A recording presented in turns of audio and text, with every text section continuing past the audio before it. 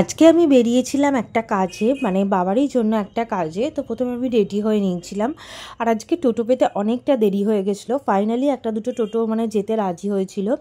দেন টোটো তো পেয়ে গেলাম, বাট আমাদের রেল লাইন ক্রস করতে হয়। আর এখানে আজকে একটার পর একটা রেল আসছিল।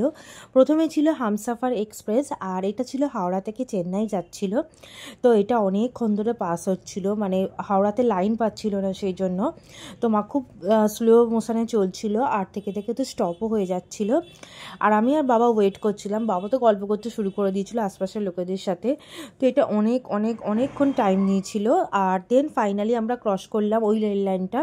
দেন আবার লোকাল ট্রেন একটা পড়ে গেছিলো, যে রেলটা আমি এতক্ষণ ধরে দেখাচ্ছিলাম এক্সপ্রেসটা, ওটা এইরকম এখানে দাঁড়িয়েছিল।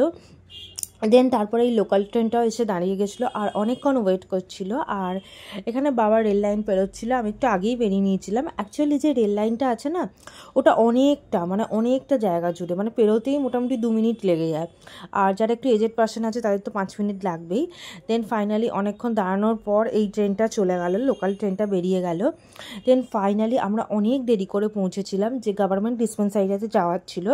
ওখানে বাবার একটা উইন্টারের জন্য ডক্টর রেকমেন্ড করেছিলেন ভ্যাকসিন যাচ্ছিল। তো বাবা ফাইনালি ভ্যাকসিনটা নিয়েছিল। আর আমরা প্রায় মানে 2টোয় বন্ধ হয়ে যায়, আমরা 1:45 পৌঁছেছি। দেন বাবাকে ওখানে 10 মিনিট একটু বসতে বলেছিল, কারণ বাবা ভ্যাকসিনটা নিয়েছিল। দেন ওখান থেকে আমরা আবার টোটো পেয়ে গেছিলাম। অ্যাকচুয়ালি মানে ডিসপেন্সারি সবাই ওই টোটোটায় উঠছিল।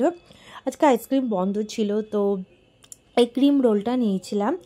আর এই ক্রিম রোলটার প্রাইস নিয়েছিল 20 টাকা, মোটামুটি খেতে ছিল। অ্যাকচুয়ালি প্রভুজির একটা ক্রিম রোল ছিল 10 টাকার, ওটাই আমাদের রেকমেন্ড করছিল, বাট আমরা ওটা নিইনি, এটাই নিলাম।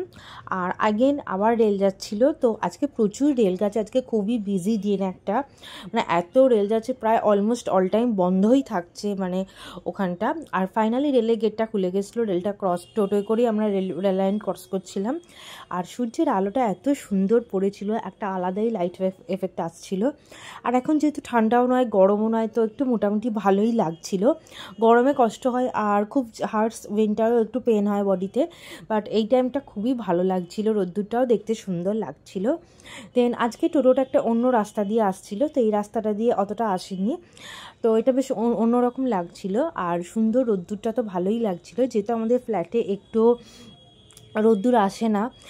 তো মানে খুব মর্নিংয়ে অল্প একটুখানি আসে, তাও শীতকালে আসে না, তো সেই জন্য সেরকম হয় না। আর এত সুন্দর লাগছিল রাস্তাটা, তোমাদের সাথে শেয়ার না করে পারলাম না।